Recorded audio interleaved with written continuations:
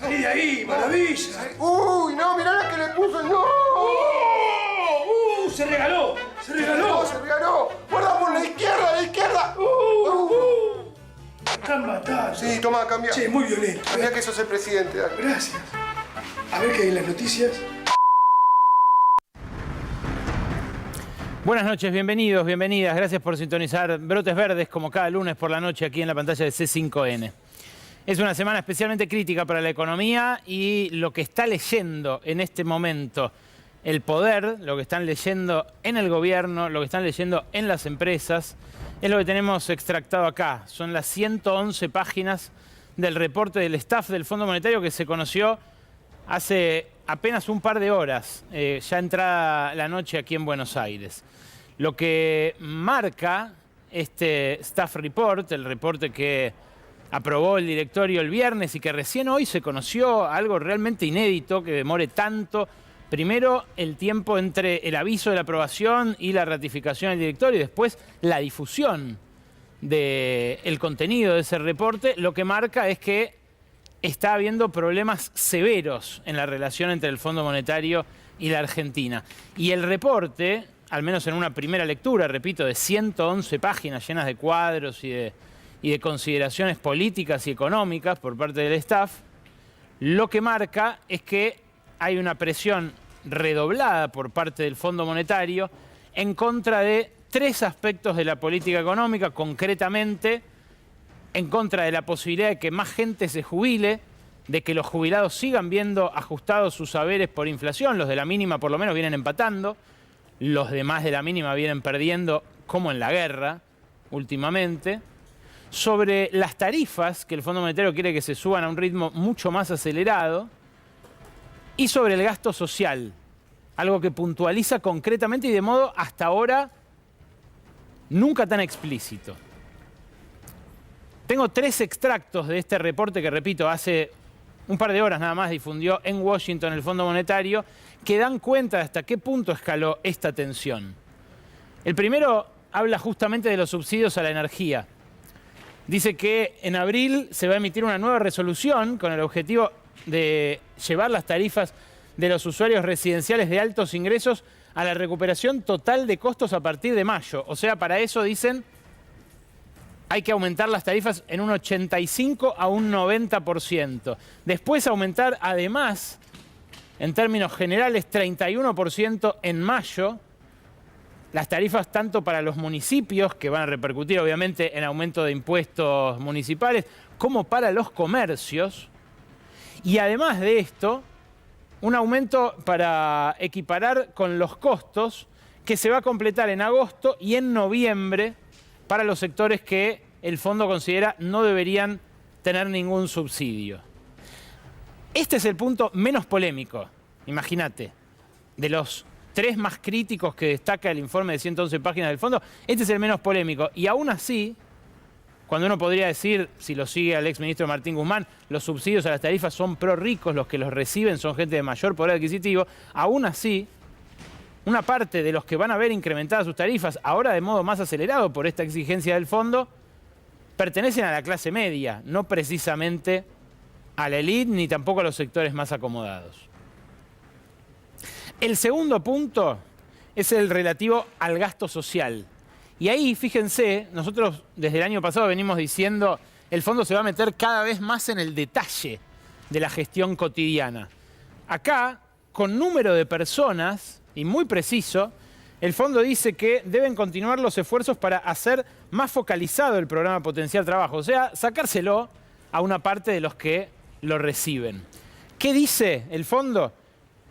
Que ya se suspendió a 97.000 solicitantes de este programa, del Potenciar Trabajo, que se espera que otros 400.000 durante este año vuelvan a ingresar al mercado laboral y que otros 500.000 se reinscriban en la escuela, o sea, dejen de percibirlo. Estamos hablando de un universo de más o menos 1,5 millones de personas.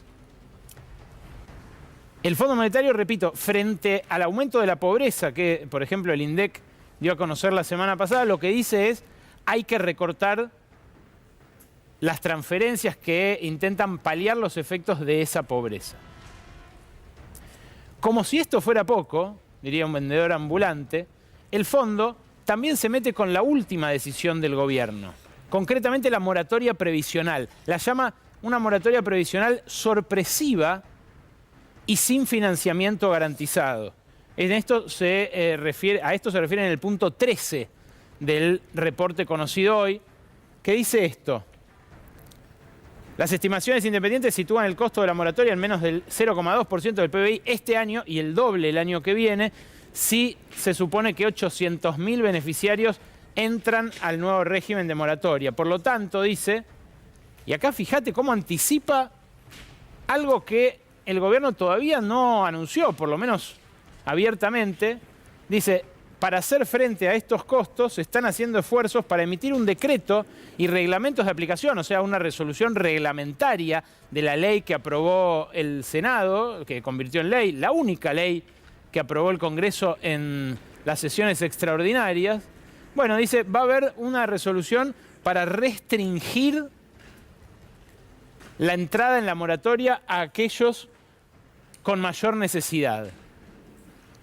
Esto es algo que yo les conté aquí hace algunos meses. Conversó en su momento Silvina Batakis, ministra fugaz durante un mes a mediados del año pasado, cuando le tocó reunirse con Kristalina Georgieva.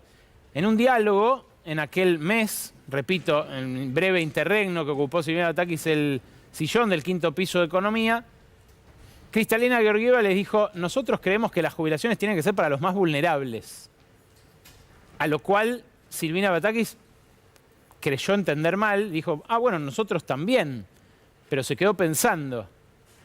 Y Georgieva le dijo, ah, ¿sí? A lo cual la entonces ministra dijo, sí, estamos de acuerdo. ¿Por qué? No, porque nosotros pensamos solamente en los más vulnerables.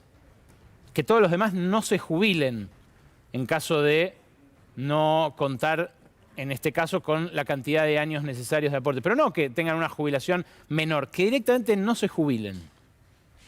Son los 3 puntos más críticos que destaca este informe, que, repito, se acaba de difundir con una extraña demora por parte de las autoridades del Fondo Monetario Internacional. Pero da cuenta de hasta qué punto el fondo aprieta y empieza a ahorcar en condiciones en las cuales la economía argentina no puede defenderse, porque la sequía terminó de enterrar cualquier perspectiva de plantársele al Fondo Monetario, salvo que se decida directamente desconocer el acuerdo o dejar de pagar lo que se comprometió a pagar el gobierno argentino el año pasado, como proponen ya algunos economistas que no son ni de izquierda, ni que responden a los gremios, ni mucho menos, como por ejemplo Manuel Álvarez Agis, el director de la consultora P×Q.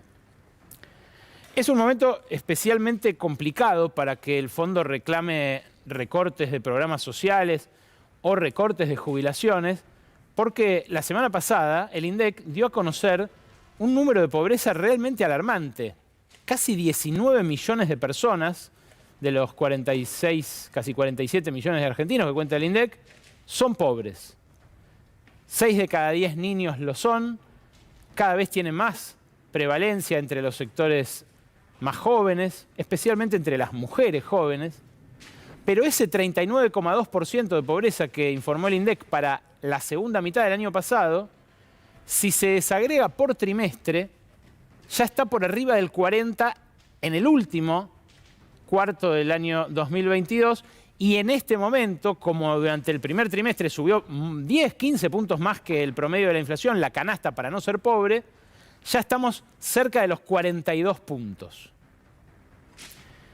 Esto se ve en este reprocesamiento que hizo la consultora Exquanti. La semana pasada les mostré algunos números de este grupo de investigadores, pero acá, si me acompañás, lo que se ve es cómo se completó la imagen que la semana pasada yo les mostré y les decía al final del editorial. Es una B corta perfecta, la B corta de Sergio Massa. Porque acá, donde empieza su gestión el ministro, la pobreza estaba en baja.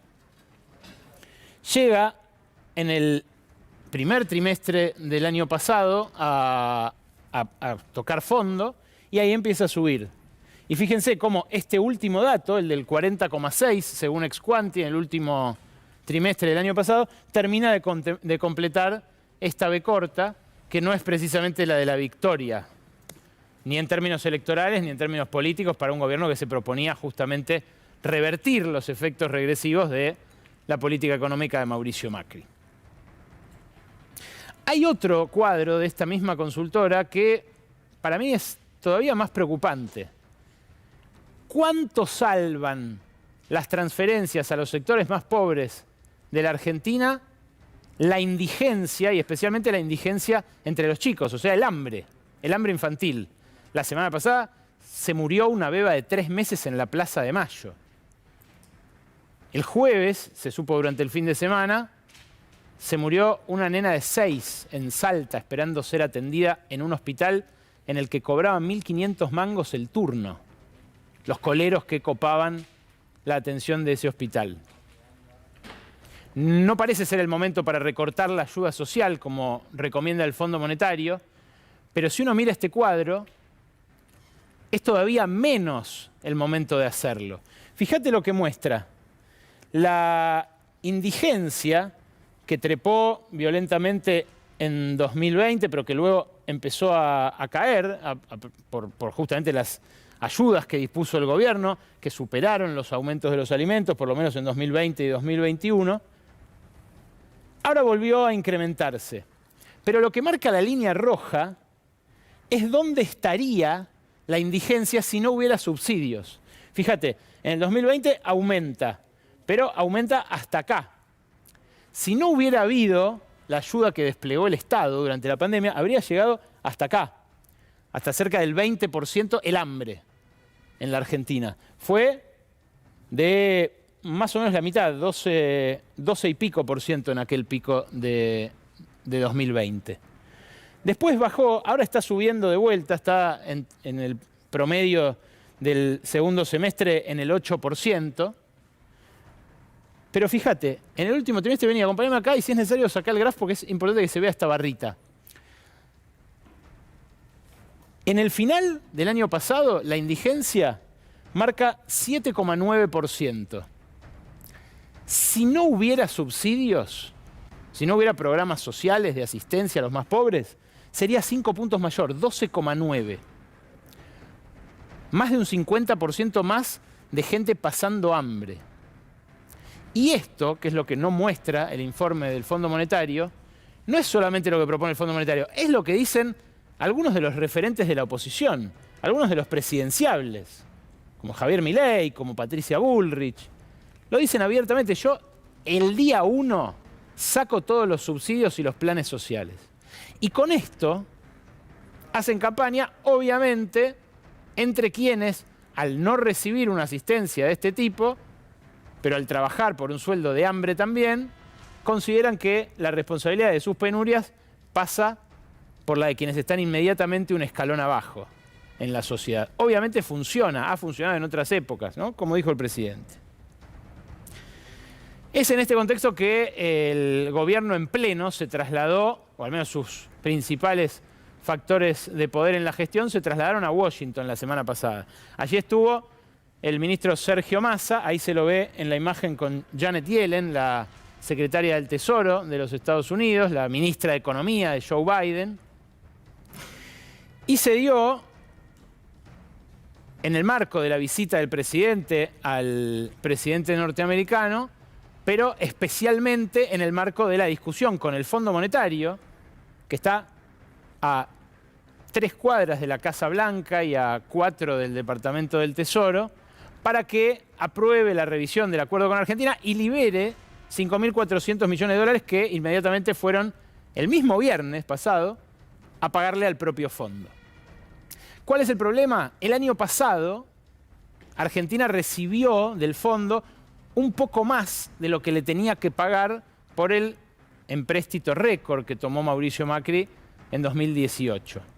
Este año, en cambio, va a recibir menos. O sea, se van a hacer pagos netos a Washington, en un contexto en el cual la peor sequía en lo que va del siglo XXI va a recortar la llegada de dólares al país entre 18 y 19 mil millones de dólares. ¿Quién manda en el Fondo Monetario? Si ustedes ven brotes verdes, lo saben. Estados Unidos cuenta con el 16% del poder de voto, que implica que tiene poder de veto, porque las decisiones importantes se toman con el 85%. Estados Unidos, en consecuencia, tiene a la Argentina sujeto en un contexto en el cual, además, las internas dentro del gobierno no permiten una inserción lo suficientemente inteligente como para jugar con las distintas potencias en distintas ocasiones y, de algún modo, maniobrar en este contexto de tan severo condicionamiento por parte de la deuda. Ahora, ¿qué es lo que hizo que Argentina esté tan condicionado?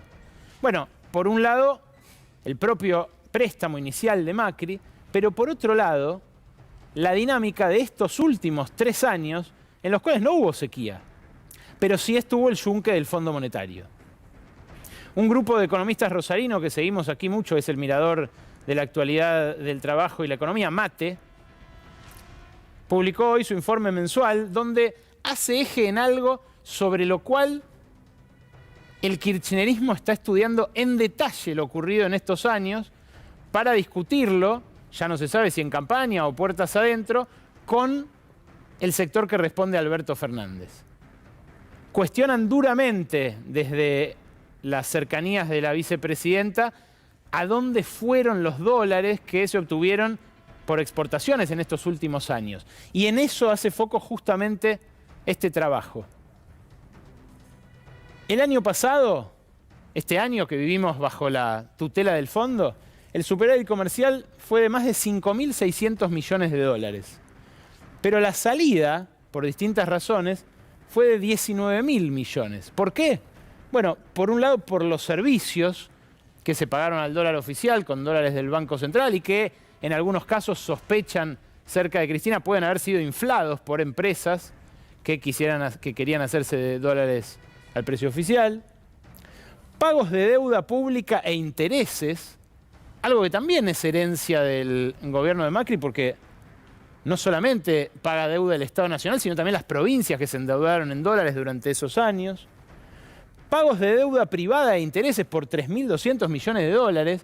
Esto es uno de los más severos cuestionamientos que se le hacen a Miguel Pese desde el kirchnerismo, porque dicen las empresas pagaron demasiado de la deuda que también tomaron en el exterior durante la gestión previa y eso les costó a todos los argentinos los dólares que hoy faltan para sostener nuestra moneda y evitar justamente el descalce que genera, entre otras cosas, la inflación arriba del 100%.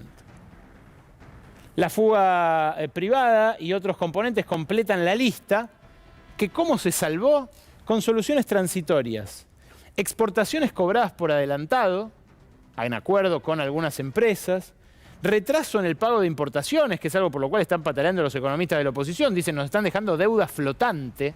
A eso, así se le llama en la jerga económica a esa deuda, a lo que se impaga, lo que se deja de pagar o se patea para adelante, pero que hay que pagar. Endeudamiento neto con el FMI, que es lo que yo les estaba diciendo. El Fondo Monetario el año pasado mandó más de lo que le pagamos, cosa que este año va a ser al revés. Y finalmente el endeudamiento con otros organismos. Cuando Massa pasa la gorra por la CAF, por el Banco Interamericano, por el Banco Mundial, termina endeudándose en dólares para compensar también esto que es generado por la brecha, básicamente, por la brecha entre el oficial y el paralelo, que hace que cualquiera que pueda conseguir un dólar a precio oficial vaya y se tire de cabeza para conseguirlo, como los pocos que pueden comprar dólar ahorro, por ejemplo, que vale 50 pesos menos que el Bolsa o el Blue, y que obviamente toda la gente que puede comprarlo lo compra. La relación entre el presidente y el ministro de Economía está pasando por su peor momento. Y esto se notó en el viaje. A Sergio Massa le molesta especialmente saber que el presidente retomó contacto con su antecesor, con Martín Guzmán, y lo tiene como una suerte de controller de la gestión. Trascendió incluso que Massa se enojó muchísimo al enterarse de un contacto entre Santiago Cafiero, el canciller, y el exministro Martín Guzmán, quien, según las versiones, repito, habría hablado por teléfono con el propio presidente, con Massa en ese momento en Estados Unidos, Recuerden que pasó por New York, después se fue a Washington, en fin. Estuvieron ahí varios días durante la semana pasada. A mí, después del revuelo del fin de semana, hoy me juraron y me perjuraron que no se reunieron en ningún hotel, Martín Guzmán con Santiago Cafiero, y que el exministro nunca habló por teléfono, ni tampoco chateó con el presidente, que es muy dado al chat en general, no solamente con sus ex colaboradores. Esto, repito, es información de primerísima mano de ambos lados, de ambas partes interesadas. Ahora, ¿qué es lo que exige el Fondo Monetario? ¿Qué es lo que exige, en definitiva, Estados Unidos? Que, bueno, tiene esta palanca, ¿no? La del Fondo Monetario para condicionar a la economía argentina. Bueno, ustedes también lo saben. Estados Unidos se ha referido muy concretamente a los recursos naturales del Cono Sur, no solo de Argentina, y en concreto al gas de Vaca Muerta, al litio del Triángulo Andino con Bolivia y Chile, al agua del Amazonas y al continente entero como territorio de influencia que le está copando un gran competidor, China. Este video que vas a ver lo difundió el propio Ministerio de Economía. Es lo que les mostró Massa a los funcionarios del Consejo de Seguridad Nacional estadounidense que lo recibieron allí la semana pasada. Fíjate cómo ofrecen a la Argentina para ese propósito. In addition, together with Bolivia and Chile, we make up the so-called lithium triangle, a fundamental area for the transition process towards renewable energies at a global level. Between 2020 and the present, investment announcements have been made for $11,318 billion, of which $5,141 billion correspond to investments in lithium. No invirtieron mucho en el locutor o estaba algo cansado, pero más allá de eso, el tono con el cual se ofrecen estos recursos en un contexto de disputa geopolítica por estos recursos es como para preocuparse. Parece un video promocional, como de búsqueda de inversores. Repito, se lo dieron. Es una presentación que hicieron para los miembros del Consejo de Seguridad Nacional, entre ellos Juan González, un hombre muy cercano a Sergio Massa, que incluso se ha puesto la camiseta de Tigre, ha venido acá a la Argentina y demás.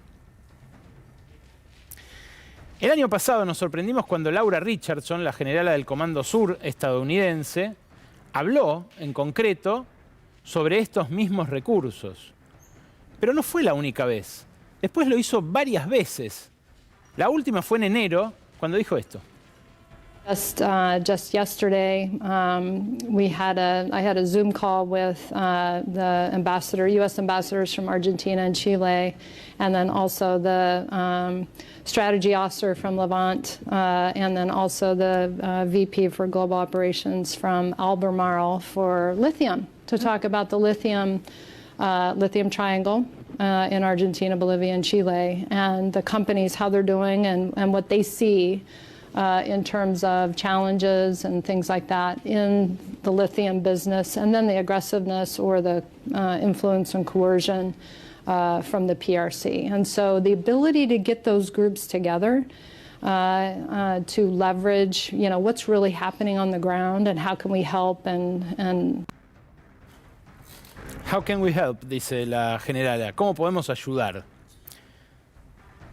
Es curioso que ofrezca ayuda para inversiones en materia minera y concretamente para el procesamiento posterior de esos minerales, alguien que usa charreteras, ¿no? Porque si fuera una cuestión económica, quizás hablaría una mujer de trajecito o de traje y corbata, pero evidentemente los norteamericanos no ven en esto solamente un negocio, sino también un recurso estratégico por el cual irían a la guerra.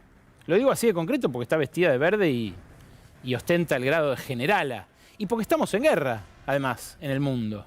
Y Estados Unidos es un actor directo de esa guerra a través de la OTAN. China también lo es. La semana pasada estuvo Xi Jinping en Rusia, pasó una semana con Vladimir Putin, y está cada vez más claro que la trayectoria de esas dos potencias es una trayectoria de colisión. Nosotros estamos en crisis económica, pero este es un subcontinente de paz. Y lo que empieza a crujir justamente al calor de la inestabilidad regional, de la inestabilidad sudamericana, es eso, ese activo. Fíjense Ecuador, fíjense Perú, fíjense Chile, fíjense Colombia. Son todos países donde ha habido grandes convulsiones en este último tiempo, ni que hablar Venezuela, Nicaragua y otros países mucho más apuntados por Estados Unidos directamente.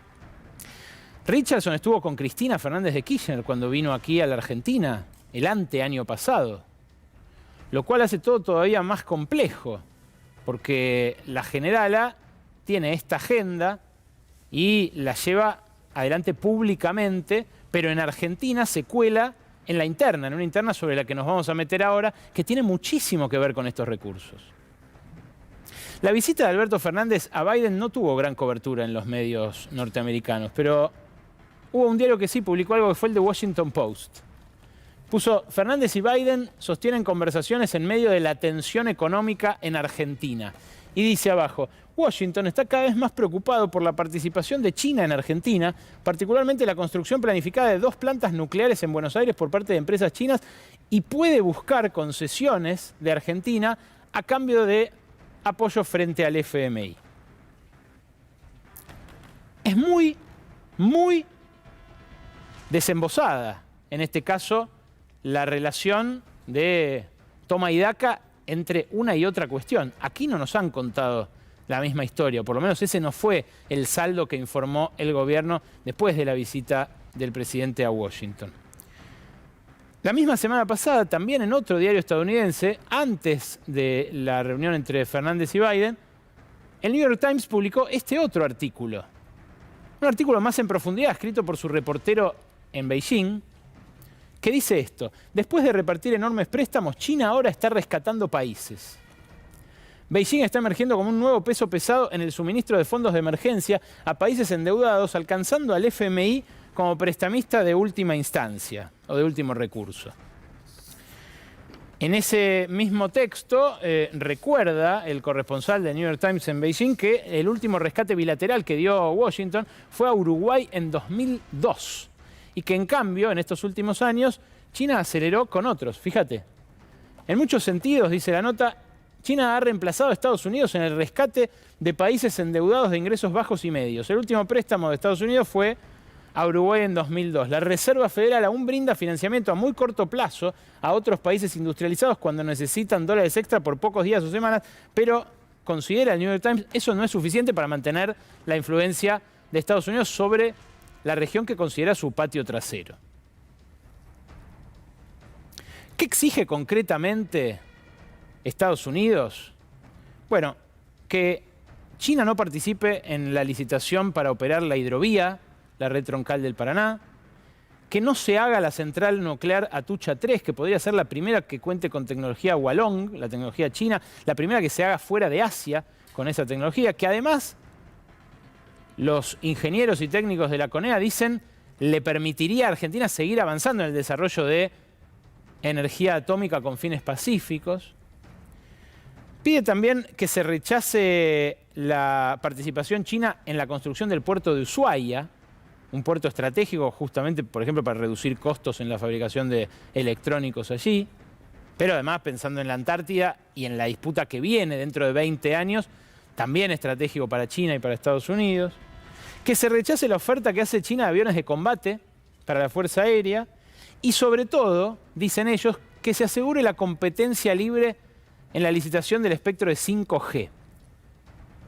Acá hay una complejidad, que es que Estados Unidos no tiene una empresa que le empate a Huawei en la provisión de la tecnología 5G. Y la tecnología 5G, hoy vamos a tener un debate sobre esto, a partir más o menos de las 12 de la noche, es clave para la inteligencia artificial, que es uno de los debates del momento. Ahí es donde empieza a hacerse política la exigencia, porque Estados Unidos no pide competencia de igual a igual, pide que se barra a China de esta competencia.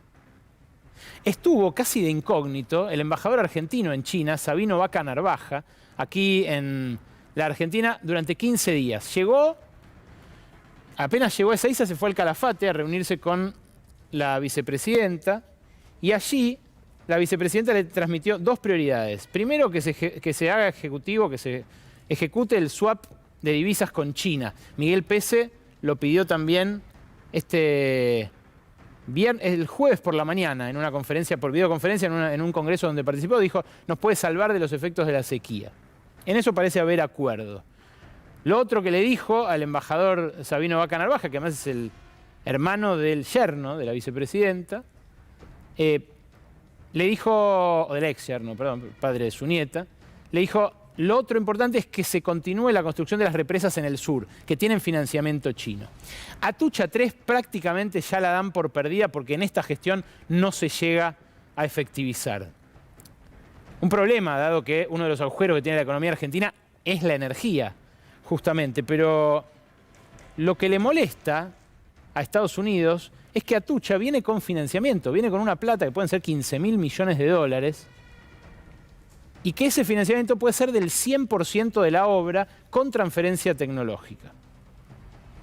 Sabino Vaca Narvaja se vio con Sergio Massa, que va a viajar en la segunda semana de mayo a Beijing, pero le transmitió una preocupación, que es que Lula, que va en 2 semanas, lo puede primerear, nos puede primerear y puede quedarse con todo lo que China tiene para la región de Sudamérica. ¿Por qué? Porque Argentina se abrazó al salvavidas que le tira Biden a través del Fondo Monetario. China no regala nada tampoco, pero un movimiento que ha hecho gala de la 3ª posición a lo largo de su historia queda algo descolocado frente a este alineamiento automático que parece tener la gestión del Frente de Todos, o por lo menos quienes manejan la política exterior respecto de Estados Unidos. Aquí merece un párrafo el canciller Santiago Cafiero, porque Santiago Cafiero ha dicho en reiteradas ocasiones que Atucha 3 no funciona porque los chinos la frenan. El acuerdo para iniciar la construcción de Atucha 3 es un acuerdo que no está en la iniciativa de la Franja y la Ruta de la Seda, sino que viene de la asociación estratégica que firmó Cristina con China en 2014 y que Alberto Fernández ratificó el año pasado cuando viajó a Beijing, con Cafiero. Lo que dice ese acuerdo es que ellos ponen el 85% de la financiación de 10 proyectos que se consideran prioritarios, pero que puede llegar a poner el 100 en caso de que Argentina lo pida. El problema es que Argentina no lo pide. Y hace un año los técnicos, los ingenieros, repito, de todo el sector nuclear que tiene Argentina, muy pocos países tienen esto, vienen diciendo, che, ¿cómo es que no lo pedimos? ¿Por qué no se empezó a hacer la 4ª central nuclear de la Argentina? Bueno, Cafiero insiste en la misma explicación. Y el recorrido del clan Cafiero, ahora que lo tengo a mis espaldas a Antonio, marca en este sentido el derrotero de postración que tuvo la economía argentina desde aquella juventud en los años 40 y 50 del abuelo y la actual de su nieto, hoy encargado de las relaciones exteriores de la Argentina. En este libro, que casi irónicamente hoy se titula Independencia Económica, el nieto intenta recoger el legado del abuelo respecto de justamente la geopolítica y la Argentina. Acá apareció por primera vez publicado en un libro el informe secreto que le mandó Cafiero en 1949 a Perón, recomendándole que no entre al Fondo Monetario. En ese texto, el llamado Informe 21 de julio de 1949, Cafiero dice: es importante tener en cuenta, Cafiero abuelo, es importante tener en cuenta al analizar la posición argentina frente al Fondo Monetario, que se admite generalmente que esta institución ha fracasado en los objetivos que primariamente se trazó. ¿Convendría, sigue el entonces joven agregado financiero en la Embajada Argentina de Estados Unidos, convendría a la República Argentina ser la promotora de una nueva conferencia monetaria mundial en la que participaran no solo las naciones integrantes del fondo, sino aquellas que por una u otra razón han permanecido ajenas, en donde se plantearía al mundo la necesidad de crear auténticas instituciones internacionales con poderes suficientes como para lidiar con los problemas del ciclo económico mundial y el fomento de las zonas subdesarrolladas del mundo? Cafiero abuelo le proponía a Perón, que al final decide dilatar estas negociaciones hasta que la Libertadora cierra para que entre al fondo la Argentina, le recomienda esperar, porque quizás convendría otra cosa. El nieto, en cambio, la semana pasada, en el contexto de ese video que viste del litio y de el sojuzgamiento en distintas maneras que se percibe, incluso con el fallo de la jueza del Distrito Sur de Manhattan respecto de YPF, los fondos buitre que intentan embargarla, el joven Cafiero dice algo bien distinto. Llama a revitalizar todos los vínculos con Estados Unidos, aun cuando esto implique renunciar a la histórica tercera posición de su movimiento. Quédate que después de estos avisos, Jesús Rodríguez, un exministro de Economía de momentos turbulentos, vaya si lo fueron, se sienta a conversar con nosotros sobre economía acá en Brotes Verdes. En instantes, Lucía Isikoff, ¿con qué tema? Bienvenida, buenas noches. Buenas noches, Ale. Vamos a hablar de un tema tabú, picante en la campaña electoral, que es cómo cada candidato consigue fondos, consigue aportantes para poder llevar adelante justamente su campaña. Es lo que más me interesa de las campañas electorales cuando comienzan y de lo que menos información hay, así que en un ratito te vamos a escuchar en detalle. Gracias, Jesús Rodríguez, por venir a Brotes Verdes. ¿Qué tal? Un gusto acompañarte. Son pocos los opositores que vienen a este canal y bueno, usted como radical, la verdad que, y como economista, me interesa especialmente su posición. Hay muchas similitudes entre aquella Argentina en la que, muy joven, ¿a qué edad le tocó ir al quinto piso del ministerio? Tenía 33 años. Había un Fondo Monetario que presionaba, había una deuda heredada tremenda, inflación arriba del 100% y pobreza en aumento. ¿Puede terminar este gobierno igual que terminó aquel de Alfonsín? Creo que no. ¿Por qué? Porque hay una diferencia sustancial, absoluta. Y es que en este caso, hoy, la oposición no se plantea atropellar al gobierno. ¿En serio? Definitivamente. Y cuando dicen que hay una bomba en la deuda en pesos, por ejemplo, que después se arregla en una semana. Te lo voy a decir así. En aquella época, la oposición de entonces, el justicialismo, había acuñado una frase que era: se tienen que ir escupiendo sangre. Y eso no sucede en la Argentina de hoy. Y yo creo que ese es un activo, una ventaja que la sociedad argentina tiene frente a una situación de extraordinarias dificultades, como vos señalabas, porque en tu presentación inicial señalaste un par de cosas que son dramáticas, que es 2 de cada 3 chicos en la Argentina viven en hogares pobres y la mitad de las personas entre 18 y 24 años no tienen completos sus estudios secundarios. Inflación, se dijiste muy bien, la primera vez con 3 dígitos en el siglo y una caída de la actividad económica para este año que se estima no menos del 3% del producto. Bueno, los indicadores en aquel 1989 eran así de dramáticos. Lo Por que yo eso, no veo es la responsabilidad de Macri en este momento en contraste con aquel, no sé, Menem, Cafiero, ¿a quién se refiere? No, te lo estoy señalando precisamente lo contrario, de que hoy no hay una oposición que esté intentando atropellar al gobierno poniéndole palos en la rueda. Si querés vamos a poner un ejemplo que te va a ilustrar. A ver. Lo que quiero señalar yo. Va en contra de tu tesis, pero no importa. Por favor, al revés, no se enriquezca. Si no hubiera habido actitud, en mi juicio, responsable de la oposición, no hubiera habido acuerdo con el Fondo Monetario Internacional. ¿Pero quién trajo el Fondo Monetario? Pero espera un poquito, el acuerdo que te estoy hablando del acuerdo que votó el Congreso por decisión del oficialismo, la renovación del acuerdo con el Fondo Monetario Internacional en febrero del año pasado. Como había importantes contingentes legislativos del oficialismo, no con disposición de votar negativamente, si no hubiera habido, a mi juicio, una actitud responsable de la oposición, ese acuerdo no se hubiera tratado.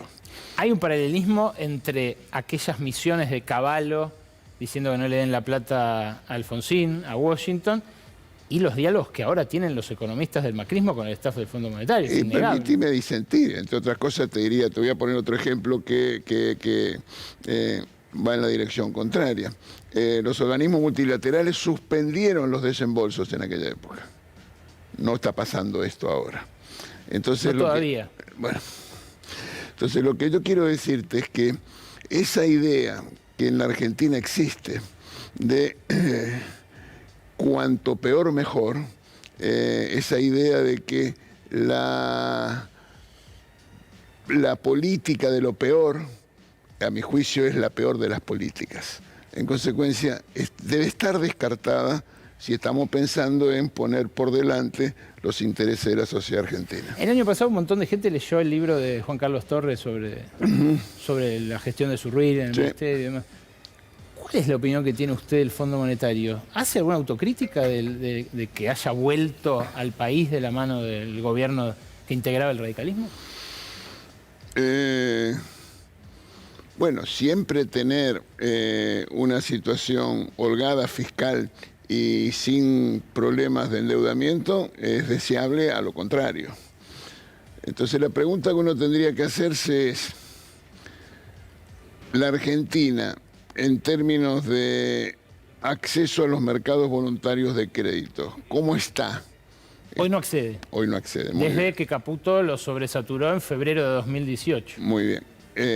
Antes uno podría decir que es una situación de deuda que se viene acumulando en la Argentina. Y si queremos ir para atrás para encontrar ese primer momento, pensemos un minuto. La inauguración democrática en Argentina fue en el año 83. En aquella época, la Argentina estaba en default, después del conflicto de Malvinas. Default y con una situación de endeudamiento severo. Los intereses de la deuda, la carga de intereses en relación al Producto Bruto Interno en la inauguración democrática era más alta que la relativa que la que estaba obligado a pagar Alemania con motivo de la Primera Guerra, resultado de los tratados de Versalles, que después terminó en lo que terminó. Entonces, a donde quiero ir es que la situación de una deuda y una situación externa que conspira contra el desarrollo y el progreso de la Argentina tiene una historia cuando menos larga, y que si uno pudiera ponerle un hito... Es la dictadura. Es la dictadura. Pero cuando asumió el macrismo, Nicolás Dujovne escribió, no solo dijo, lo dijo también. Es muy recordado el fragmento donde estaba con un banquero de Wall Street ante un auditorio de financistas, pero además lo escribió. Dijo, si hay algo bueno, es que bajó mucho la deuda en dólares y que tenemos espacio para volver a pedir este tipo de préstamos en Wall Street. Deuda en dólares. ¿Y cómo era el endeudamiento? Acá hay una cosa elemental, Ale. Si vos tenés una situación fiscal desbalanceada, donde los ingresos son menores a los gastos, estás en una situación de déficit operativo. Sí. El déficit operativo, por definición, debe ser cubierto. Hay tres posibilidades.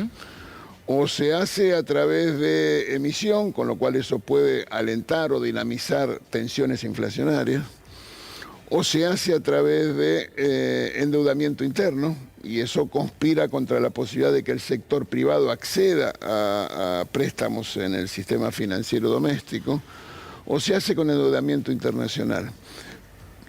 Cuando uno mira la cosa de esa manera, se da cuenta que el problema del endeudamiento en la Argentina tiene que ver con la situación fiscal. Y eso es lo que explica, por ejemplo, que si uno mira la serie histórica, a fin de este año, cuando se hagan los números, el presidente Fernández va a pasar a ser el presidente que en la historia argentina más endeudó a la nación, con más de 100.000 millones de dólares. Transformando a dólares los pesos que tomó y que tuvo como financiamiento monetario. Bueno, Pero es lo mismo endeudarse en dólares que en pesos. Salvo que vos me digas que no te importa la deuda en pesos. Bueno, usted me dice que es lo mismo endeudarse No, en yo lo que pesos te que en estoy dólares. diciendo es que hay una situación que tiene que ver con endeudamiento. Y el endeudamiento tiene que ver con una situación fiscal desbalanceada. Si vos te endeudas con pesos, te endeudas en dólares, tiene distintas consecuencias, pero tiene un mismo origen. Entonces yo lo que te quiero señalar es que la idea de que como nos endeudamos en pesos y no en dólares no es deuda, es una idea equivocada. No, pero además de eso, la deuda que tomó Macri en dólares es muchísimo más cuantiosa que la que se tomó en pesos. Aún haciendo esa conversión que hace usted. Porque el endeudamiento en dólares, además nos dejó secos de los mercados internacionales y nos entregó al Fondo Monetario. La primera pregunta. El endeudamiento del presidente Fernández es más o menos que el endeudamiento del presidente Macri. Es mucho menos. Es más. No. Son 70.000 millones de dólares versus 100.000 millones de Pero dólares. eso es mezclar, Jesús, eso es mezclar peras con manzanas. No es lo mismo endeudarse en dólares con el exterior que en pesos con una agencia gubernamental. Para vos es distinto, Sí. indistinto. No, es muy distinto porque uno tiene unos efectos y otros otros. El Fondo Monetario, además, nos está condicionando ahora al punto de que le ofrecemos el litio a cambio de 5.000 palos de refinanciación de un trimestre. Eso o sea, no sé, cada trimestre tienen la ocasión de reclamarnos lo que ellos quieran. No estamos hablando del fondo por ahora, estamos hablando de endeudamiento. Bueno, ¿por qué nos llevó al fondo? Después vemos con quién es el endeudamiento y cuál es el papel del fondo, es otra discusión. Es que entonces no hay autocrítica ninguna, porque si alguien que, al revés, alguien que reivindica el anterior gobierno... No reivindico nada, te estoy señalando un punto nada más. Te dije que a partir del año 83, cuando la democracia llegó a la Argentina, hubo y tenía una situación gravísima que tenía que ver con el default, el déficit y el endeudamiento. Cuando la oposición hoy dice, los quiero presos, como dijo hoy José Luis Espert, por lo de YPF, no por otra cosa, digamos, por cuestiones así, o cuando financia aventuras como la de Sabag Montiel, ¿no? que tenía un contrato con los Caputo, que sabemos el vínculo que tienen con los Macri y demás, ¿no es más hostil que aquel que se vayan escupiendo sangre de los peronistas en el 89? Definitivamente creo que no es asimilable la situación, porque una cosa son marginales que llevaron adelante un atentado contra la presidenta Kirchner, que es gravísimo, pero eso no puede ser asimilado con las situaciones y conductas políticas de actores políticos relevantes. Lo que yo digo es que no son tan marginales, pero bueno, eso es una apreciación. Un juicio. Pero mira vos, te lo pongo así, yo creo que la incertidumbre política del oficialismo, de lo cual algo hablaste, condiciona severamente la posibilidad de resolver los problemas de la Argentina. Y déjame darte un ejemplo de lo que quiero decirte. El presidente Fernández visitó al presidente Biden y estaba a cargo del Ejecutivo la presidente Cristina Fernández de Kirchner. 15 minutos antes de que la reunión se iniciara, apareció un tuit de la presidenta en ejercicio de la Argentina, denunciando que desde el norte se estaba pretendiendo detenerla por la conspiración judicial, etcétera, etcétera. ¿Qué había pasado 15 minutos antes de los tuits de Cristina? Había hablado Ted Cruz, el republicano, un marginal, como dice usted, diciendo que había que encarcelarla a la vicepresidenta. O sea, ¿quién quiso condicionar la reunión? Porque los republicanos ultraduros, ortodoxos de Ted Cruz hablaron media hora antes. ¿Pero a quién benefició la presidenta Kirchner con su tuit? ¿A la nación argentina? ¿O lo que hizo fue conspirar contra el éxito de la gestión del presidente Fernández? No lo sé, porque todavía no sabemos el resultado de la gestión. No sabemos, bueno, se trata de una situación... Lo que es seguro es que quisieron influir desde allá primero. Se trata de una situación en la cual se pretende, creo yo, con estos conflictos hacia el interior del oficialismo, sentar una dificultad que agrava los problemas de la Argentina. Jesús, no quiero dejarlo ir, porque usted además es auditor general de la Nación, sin preguntarle sobre algo que la auditoría el año pasado estudió en detalle, que es lo que nació en este programa como una investigación periodística y que después se convirtió en una causa judicial, que hoy tiene ahí al Estado Nacional y la justicia interviniendo, para mí demasiado tímidamente, el tema de las autopistas del Curro. Ustedes publicaron un informe lapidario sobre fines del año pasado que dice, por ejemplo, que las subas que debieron promediar el 75%, subas del peaje, subieron durante el macrismo entre el 180 y el 300%, que el rendimiento para los accionistas fue varias veces superior a la media del mercado accionario. ¿Debería revocarse ese contrato? Es una cuestión jurídica de la cual no conozco. En todo caso, Es un informe de AGN, ¿eh? sí quiero decirte que la auditoría está discutiendo ahora, precisamente, trabajando en un informe sobre la renegociación del contrato. Lo que vos estás señalando... La extensión hasta 2030 sin concesión, sin licitación. Lo que vos estás hablando es las decisiones de tarifas que se tomaron en su momento en relación a esto. Las dos cosas son controvertidas. Bueno, una es pública, como vos señalás, la otra se está trabajando. En relación a la que es pública, hay que tener en cuenta que hubo un dictamen en minoría también. ¿Qué dice? Bueno, es un poquito largo, un día podemos, si querés, conversar o te lo puedo acercar. Pero usted igual comparte. El de la minoría, en la cual lo quedaba demostrado que los ajustes tarifarios no necesariamente afectaban la situación patrimonial, entre otras cosas porque habían sido menores incluso a la evolución de los índices de precios. Si hoy se aplicara el acuerdo entre Dietrich y Florentino Pérez y Autopista ¿Hoy del Sol, cuándo? hoy ahora, si siguiera en vigencia, cosa que se interrumpió durante este gobierno, el peaje en Panamericana costaría 2.400 pesos. ¿Qué habría que hacer? Porque se aplica aquello que firmó Dietrich. La verdad que no tengo la cifra, no la tengo en la cabeza, Alejandro. ¿Y no es preocupante que Guillermo Dietrich pueda volver a estar a cargo de la infraestructura del país, de poder haber firmado eso? No lo sé, en todo caso será decisión del próximo presidente si lo designa o no lo designa. La última, el PRO, a los radicales como usted, ¿los respeta como socios? Vamos a decirlo de otra manera. El radicalismo tiene la vocación definitiva de liderar la coalición opositora. Liderarla. Sí, sí. Y para eso vamos a competir en las PASO. Con Gerardo Morales. Con Gerardo Morales, con un candidato radical. Digo porque el lanzamiento que hizo en un teatro hace un par de semanas Gerardo Morales supuestamente era para decir acá estamos. La vocación es liderar la oposición y en eso estamos trabajando. Gracias, Jesús, por venir a Brotes Verdes. Un abrazo, gracias a vos. Quédate, porque después de estos avisos viene Lucía Isikoff con lo más picante de todas las campañas. ¿De dónde está saliendo la guita para pagar afiches, redes sociales, apariciones televisivas y todo lo que sea, aviones y todo lo que se gaste en una campaña? ¿Cuánto va a ser este año lo que se gaste allí? Y en todo caso, ¿quién lo está poniendo? ¿Y a cambio de qué? Un informe súper interesante el de Lucía Isikoff. Y un debate que cruza a todo el mundo, pero que tiene especialistas argentinos que vamos a compartir su opinión aquí. ¿La inteligencia artificial puede ser una bendición o una amenaza? Quédate, breves avisos y sigue Brotes Verdes hasta 12:30.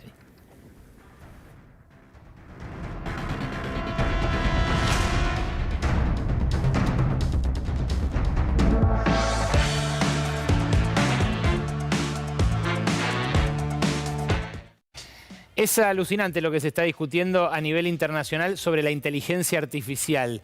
Un tipo como Elon Musk, que fue un pionero en esto, llamó junto con otros magnates y con algunos especialistas a detener todo por 6 meses.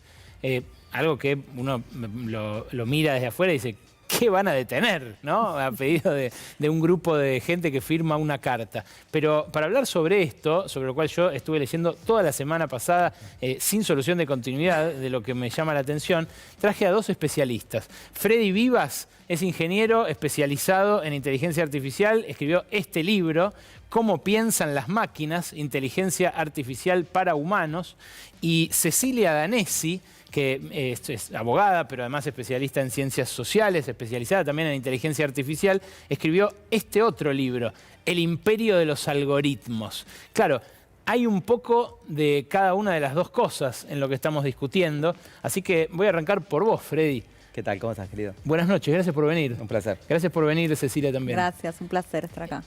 ¿Pueden ser un peligro la inteligencia artificial? Mira, creo que cualquier tecnología mal implementada puede ser un peligro. Escuchándote esto que decías de Elon Musk, pensá que Elon Musk también implementa inteligencia artificial en sus propias empresas. Claro. De hecho, en los videos que se hicieron virales de él, cuando habla de los peligros de la inteligencia artificial, él dice, nosotros en Tesla estamos usando inteligencia artificial para los autopilots, ¿no? Para los pilotos, los autos que se manejen solos. Y estamos haciendo algunas cosas buenas con eso, dice. Claramente él está hablando de un tipo de inteligencia artificial específicamente, que es lo que estamos viendo ahí al Papa con la campera de Boca. Ponelo pleno, Rodo, porque es impresionante. Y ese tipo de imágenes. Estamos hablando de un tipo de inteligencia artificial que se llama inteligencia artificial generativa, que es la capacidad de la inteligencia artificial de generar contenido sintético. Ese contenido sintético que lo vemos en ChatGPT, en estas herramientas, en clonación de voces, como ya pasó, es muy nuevo y parecería incontrolable el desarrollo, ¿no? Lo que están planteando en estas cartas como Harari o Elon Musk es entendamos un poco lo que está pasando, entendamos la velocidad con la que se está desarrollando, empecemos a legislar, empecemos a hacer un poco más de conocimiento general en la civilización, ¿no? En los docentes, en los alumnos. Creo que están planteando eso de fondo. Me correría la discusión de negocio, porque mucha gente dice Elon Musk se fue de OpenAI, esta empresa que construyó ChatGPT, y se fue mal de esa empresa. Lo que dicen algunas historias es que él quería liderar la empresa porque estaba compitiendo y quedando atrás de Google, y le dijeron que no, entonces se fue. Otros dicen como se volvió una empresa comercial, que antes no iba a ser comercial, porque era OpenAI, o sea, era como sin fines de lucro. Elon Musk quería eso, y aparentemente cuando empezaron a comercializar un modelo de negocio, él dijo, no quiero. Son las dos teorías.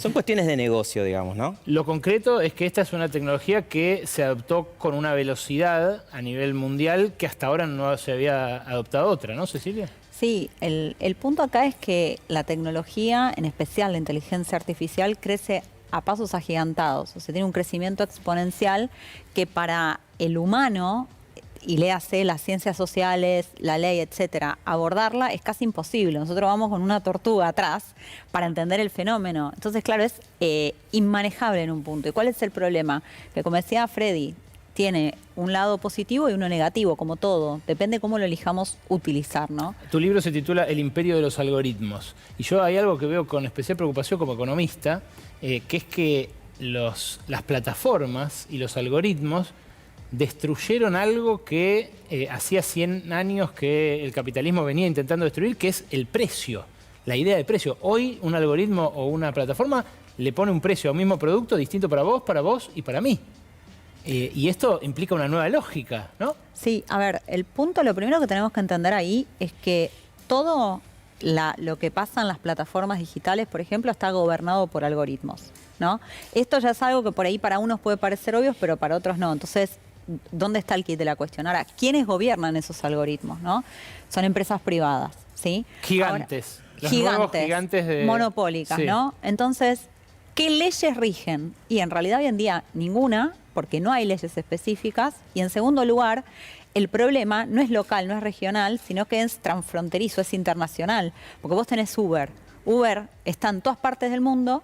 Pero no está en ninguna. Pero no está en ninguno. Claro. Y justamente en Estados Unidos, que es donde esas empresas tienen más poder, es donde se está más lejos de llegar a una regulación. Ahora, ¿no? Freddy, estos algoritmos, ahora lo diferente de este año, digamos, de la inteligencia artificial con la escala que ha conseguido, empezaron además a aprender, ¿no? Sí. La capacidad de aprender de las máquinas es una capacidad que realmente es la que hace disrupción, digamos, ¿no? Los algoritmos son un concepto que suena ahora, pero tiene muchos años. Sí, sí. La programación construía algoritmos, donde vos tenías que darle como reglas duras al lenguaje de programación para que decida determinada cosa. Por ejemplo, imagínate cuando compras con tu tarjeta de crédito y, no sé, cambias de celular. Sí. Si cambias de celular, agarra y te llega un mail y te dice, ¿sos vos comprando este producto o alguien te lo robó? Sí. ¿No? ¿Cómo hace para entender eso? Antes nosotros teníamos que darle reglas duras a la programación. Le decíamos, si es un teléfono nuevo, si está en una zona que nunca compró, si compró un producto, le damos todas las condiciones. Ahora es muy difícil que alguien pueda entender todas esas condiciones porque el consumidor es muy variable, ¿no? Entonces, puede ser que cambie de teléfono. Entonces las máquinas lo que hacen es aprender de los ejemplos. Solitas. Aprende sola. Tienen los algoritmos, lo que tienen es la capacidad de recibir datos, identificar patrones ocultos. Por ejemplo, que vos compres un producto a la madrugada, quizás es un patrón raro dentro de tu consumo. Pero eso, como vos decías, de los precios, lo hace en escala y lo hace personalizadamente para cada usuario. En ese caso, totalmente positivo, porque puede evitar que a vos te roben. Entonces los algoritmos tienen la capacidad de aprender y tienen la capacidad de personalizar experiencias. Claro, el problema es que después el magnate dueño de esa plataforma lo usa también para cobrarme más porque sabe que estoy dispuesto a pagar más. Podría ser, pero no todo depende de magnates. O sea, hay empresas medianas y chicas que están implementando esas tecnologías. ¿No se las comen los gigantes como pasó, no sé, con WhatsApp, que se lo compró Facebook? Que se lo compró... De hecho, yo trabajo en una empresa que crea algoritmos de este estilo y muchas veces las creamos para pymes en Argentina y en el mundo. O sea que, por ejemplo, una pyme argentina o una universidad puede entender mejor a sus alumnos y puede decir, a este tipo de alumno que lee de noche, le voy a mandar un mail a la noche. ¿Para vos qué es lo más peligroso, Ceci? Mira, el punto acá con esto que decía Freddy es que esta técnica siempre se utilizó, siempre se trató de personalizar lo más posible la experiencia del usuario. Lo que pasa es que ahora tenemos tecnología que nos permite hacerla verdaderamente mucho más personalizada. ¿Cuál es el problema? Desde las ciencias sociales, yo soy abogada, ¿no? También desde los derechos humanos. Cuando utilizo esa tecnología para personalizar discriminando, manteniendo la vulnerabilidad de un grupo, segmentando un grupo de personas que nunca tengan la posibilidad de llegar a la universidad porque el algoritmo nunca te va a mostrar posibilidades de estudios porque vos nunca estudiaste, entonces no sos interesante para la universidad. Bueno, de hecho, cuando le pedís a ChatGPT que dibuje una familia, esa familia es blanca. Bueno, esos son los estereotipos que hay de género, de raza, de todos los que se te puedan imaginar. ¿Y cuál es el problema ahí? El problema es del algoritmo y no, porque el algoritmo lo que hace es replicar nuestros estereotipos sociales, que los aprende por nuestras interacciones con el algoritmo. Entonces, ¿la culpa del algoritmo? Sí, pero ¿hasta qué punto? En realidad son problemas sociales que vienen de antes, que nosotros siempre le ponemos me gusta a las fotos donde hay blancos, por ejemplo. Claro. ¿Qué empleos pueden llegar a estar en riesgo con esta disrupción? ¿Con el ChatGPT o con esta que ayuda a dibujar, a tener una foto del Papa con la sotana uniclo? Sí. Con la inteligencia artificial en general, yo creo que lo que va a pasar es que vamos a tenerla cotidianamente en todo lo que hacemos. El ejemplo de ChatGPT es el primero de un producto que está puesto en manos de un montón de gente. Nunca tuvimos inteligencia artificial con la que podamos interactuar. Pero concretamente, si el jefe le puede pedir al chat que haga algo que hoy hace un humano. Sí. Una tarea, digamos, rutinaria, pero no clavar un clavo, sino algo intelectual. Sí, ¿ese empleo se va a perder? Eso es nuevo, nunca pasó que tuviéramos máquinas que pudieran hacer ese tipo de trabajo. Yo no creo que pase eso. Lo que para mí va a pasar es que cada uno de los puestos de trabajo, por ejemplo, una lista de marketing que escribe avisos publicitarios o que hace notas para Instagram sobre un producto, ya está usando quizás ChatGPT y otras herramientas para hacer más rápido su laburo, para hacerlo más eficiente, para hacerlo más vistoso. Si está haciendo una imagen, capaz que usa estas herramientas y no tiene que estar pagando derechos de uso de algo que está ahí online. Bueno, ahí hay otro que protesta, que es el artista, que dice, yo le proveo a Internet gratis ese acervo de cosas que después la inteligencia artificial usa para que a mí no me paguen por hacer un dibujo o una ilustración. Sí, bueno, esos son desafíos nuevos que gente como Ceci están investigando y están trabajando. O sea, va a haber preguntas nuevas. Siempre hubo, por ejemplo, cuestiones como la piratería de la música, ¿no? Es un problema, digamos, que se está hablando hace 30 años. Sí, y es cierto que la música no desapareció. No desapareció. ¿Cómo hacer eso, Ceci? No, a ver, esto se está debatiendo a nivel internacional. Por ejemplo, la Organización Mundial de la Propiedad Intelectual lo está debatiendo, quién es el propietario, porque hasta ahora, por ejemplo, las normas de propiedad intelectual le asignan la titularidad y por ende los derechos y las ganancias y todo lo que eso se deriva a personas humanas exclusivamente, ¿no? Entonces hay muchos vacíos legales.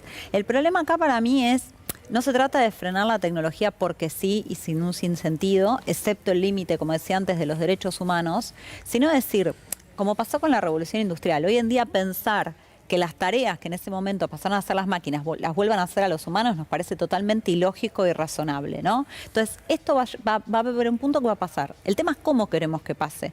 Si queremos que pase reconvirtiendo a las personas que tengan las capacidades y las habilidades para las nuevas profesiones que va a traer la inteligencia artificial, o si queremos dejar como siempre a los mismos sectores marginados de esta revolución y del avance tecnológico. Y un tema que, de vuelta, como economista, a mí me resulta imperioso tocar, que quiero una opinión final de cada uno de ustedes.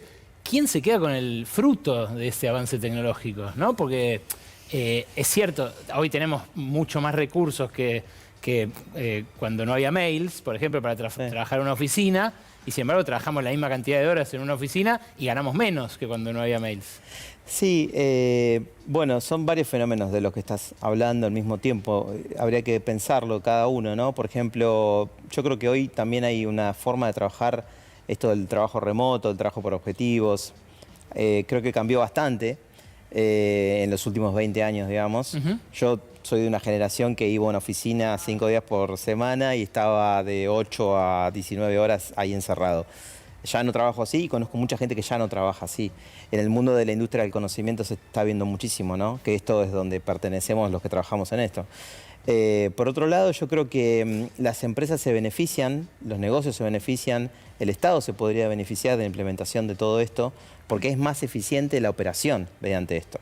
Un sanatorio médico que tenga inteligencia artificial va a atender mejor a sus pacientes, va a ser más eficiente a la hora de gestionar los turnos.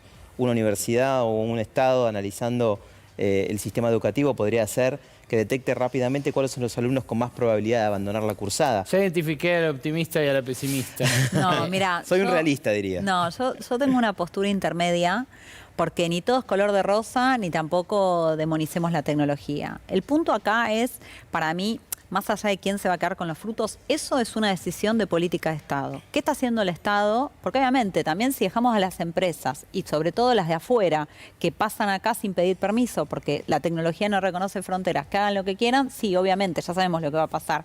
Ahora, el punto es, bueno, ¿qué podemos hacer? Porque en realidad si vos te pones a pensar hoy en día, una persona con una buena computadora puede programar un algoritmo y puede trabajar en inteligencia artificial y ganar un re buen sueldo. Bueno, ¿cómo hago para capacitar a personas para que puedan ser parte de esta revolución tecnológica? Cecilia, Freddy, muchísimas gracias por venir. Súper interesante. Gracias. Y busquen sus libros, acá los tengo. Ya vieron cómo piensan las máquinas, por un lado, y El imperio de los algoritmos. En ambos casos se editó Galerna, búsquenlos, que es el debate del momento. Gracias por venir. Muchas gracias. Vamos a Órbita Noticias y ya mismo Lucía Isikoff con el informe sobre el aspecto menos hablado de todas las campañas electorales.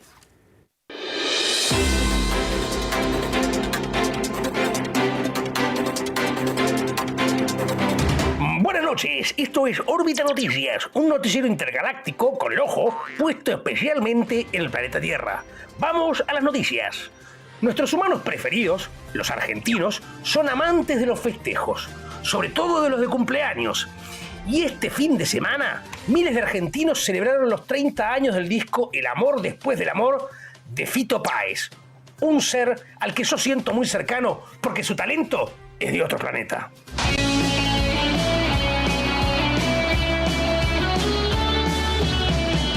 Entre volver y no volver, si ya metiste demasiado en tu nariz, si estás como cegado de poder, tírate un cable a tierra.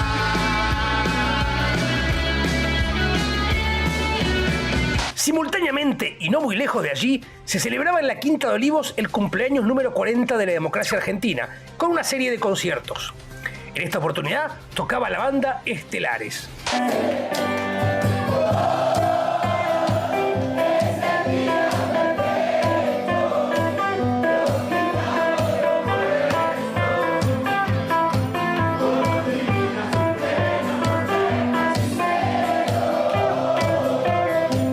Se sabe que este gobierno tiene malas experiencias con celebrar cumpleaños en Olivos.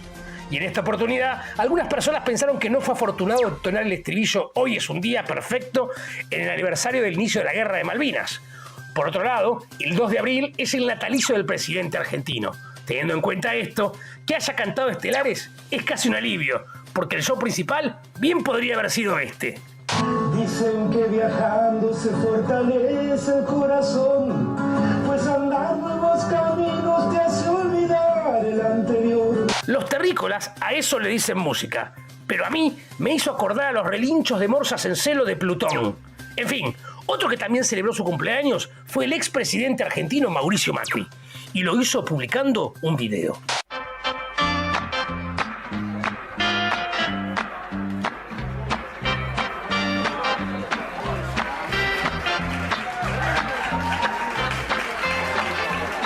Pedí un deseo.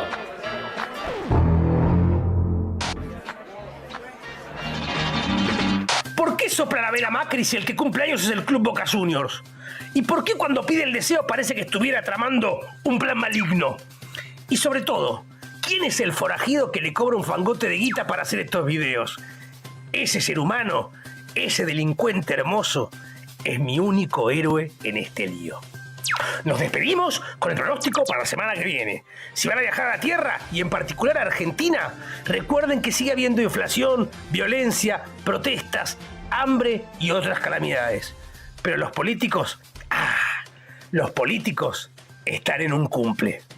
Soy Hugo Neptuno y esto fue Órbita Noticias.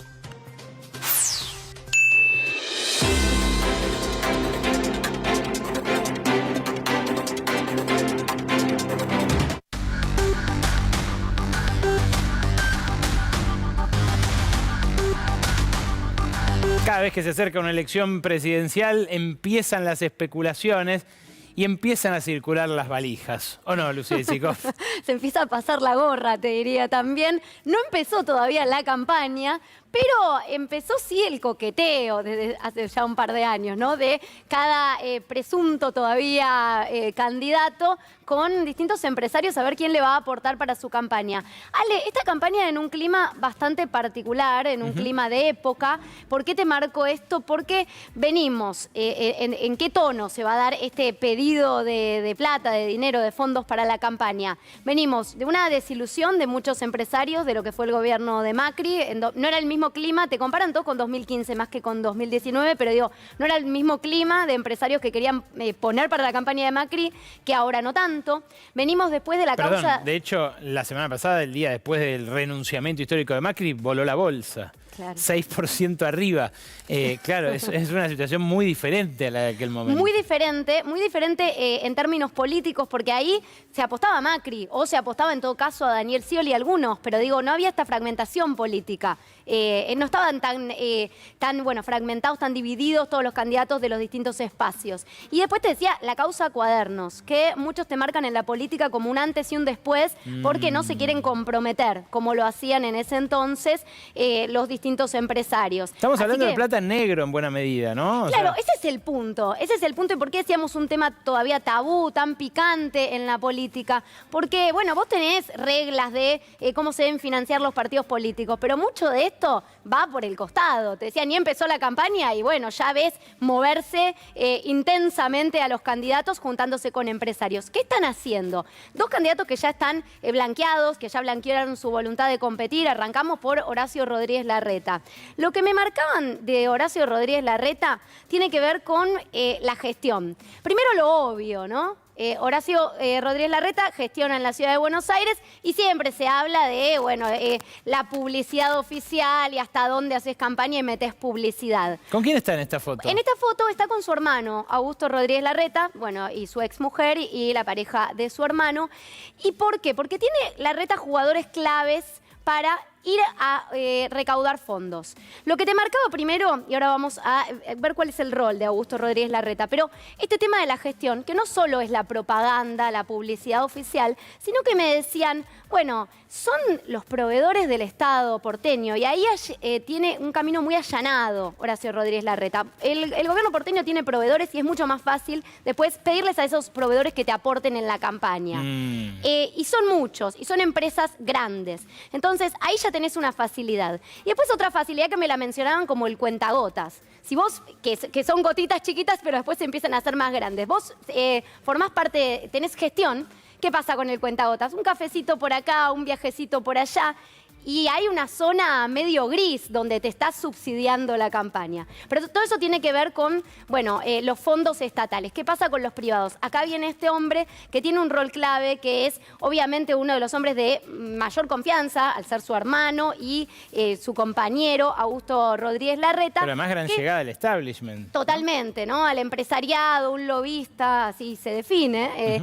Y se junta con distintos empresarios, no necesita ese nexo Larreta, que tiene buena llegada del Círculo Rojo, pero le allana algunas reuniones, participa de cuanta mesa política haya. Y otro hombre clave para la recaudación de Horacio Rodríguez Larreta es Edgardo Sensón. Te sonará el nombre porque fue el recaudador de la campaña de Macri, junto con Nicky Caputo. Sí, fue no sé si se lo robó o se pasó de campamento, pero fue una incorporación clave el año pasado de Larreta esa. Exactamente. ¿Y qué es lo que hace Sensón? Y por eso te mencionaba Causa Cuadernos, la desilusión de los empresarios con Macri.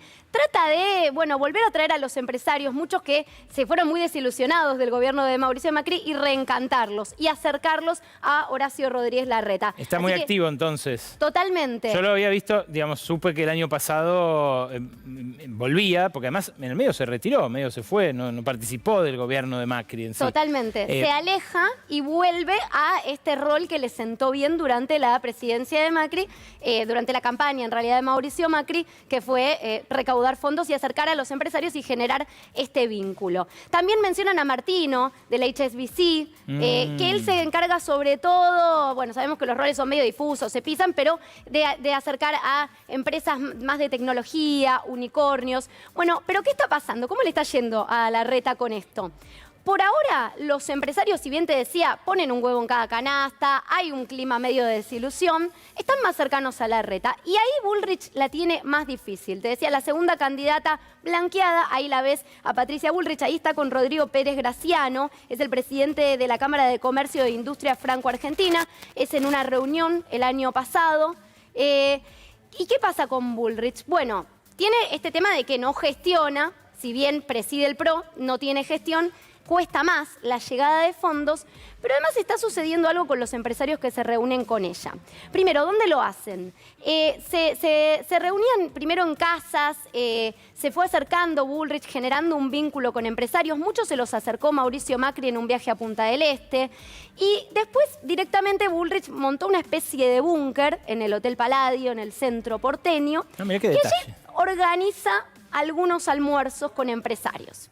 El cubierto hasta el año pasado estaba 50.000 pesos. Ahora barato. Se infló bastante, ¿no? Llega hasta 600.000 pesos el cubierto para sentarse a almorzar con Patricia Bullrich. Te iba a decir, si no se regalaba, ¿no? Es como una previa, ¿no? Todavía no entramos en campaña, todavía no empezaron a aportar fondos, pero pagan para charlar un poco con Patricia Bullrich. Como un approach. Como un... Te iba a decir... no. Como una especie de approach para ver qué piensa Patricia Bullrich y qué se llevan de esos almuerzos. Y ahí te decía que está un poco en desventaja. Escucha una entrevista que dio hace muy poquito en La Nación Más con Jonathan Viale y a ver qué te queda de esto. Tenés que bajar subsidios y subsidiar a las personas que tienen, digamos, que no pueden pagar una tarifa muy alta. Tenés que bajar subsidios, tenés que bajar el Estado de una manera, digamos, igual en todos lados. Tenés que hablar con las provincias, porque las provincias no pueden ser gasta, gasta, gasta y no produce nada.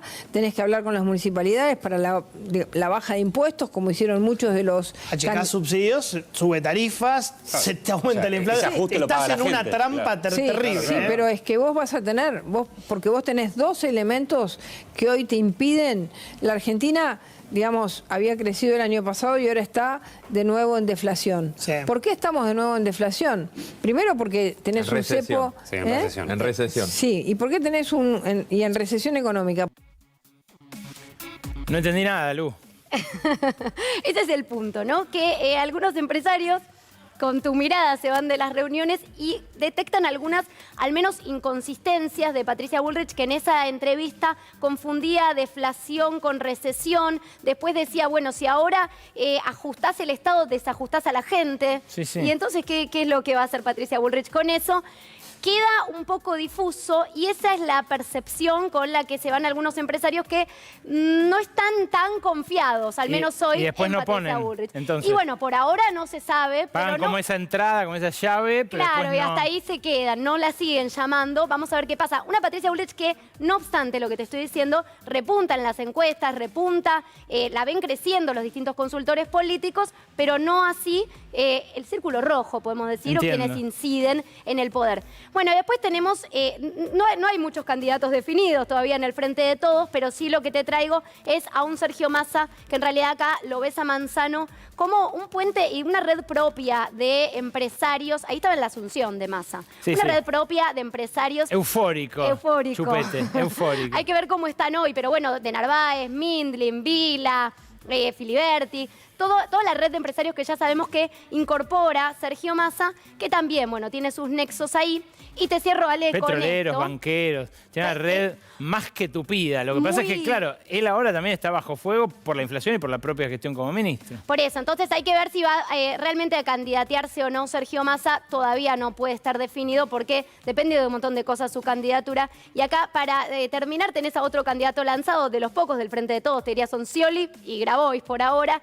Y un Grabois que dice, yo no quiero que mi campaña me la financien los multimillonarios, no quiero empresarios. Así que tiene su página para que le dones plata. Dice, de ahí van a salir los fondos y la recaudación de mi campaña, no de otro lado, porque no quiero después quedar atado a los intereses de ninguno de ellos. A lo demócrata, digamos, como Casio Cortés, que hace esto, Bernie Sanders. Exactamente. Bueno, hay que ver hasta dónde le da para moverse en la campaña. Él aspira a muchísimas personas que vayan a donar. ¿Sabés, Ale, que hasta hace unos años el número que se repetía y se repetía, como lo que necesitas tener para una campaña, eran 100 millones de dólares? Sí, lo recuerdo y lo hablé con varios empresarios. Ese era el número que te ponían. Hasta la campaña de Macri y Scioli era el número.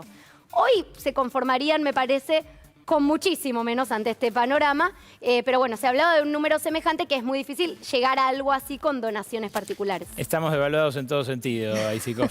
Gracias por este informe. De nada. Es un tema que vamos a seguir, obviamente, más en detalle y con algo más de casuística en la medida en que podamos acercarnos a esas valijas que van y que vienen. Por lo pronto, el lunes que viene las esperamos, como siempre aquí, a las 23 para Brotes Verdes. Que tengan una linda noche.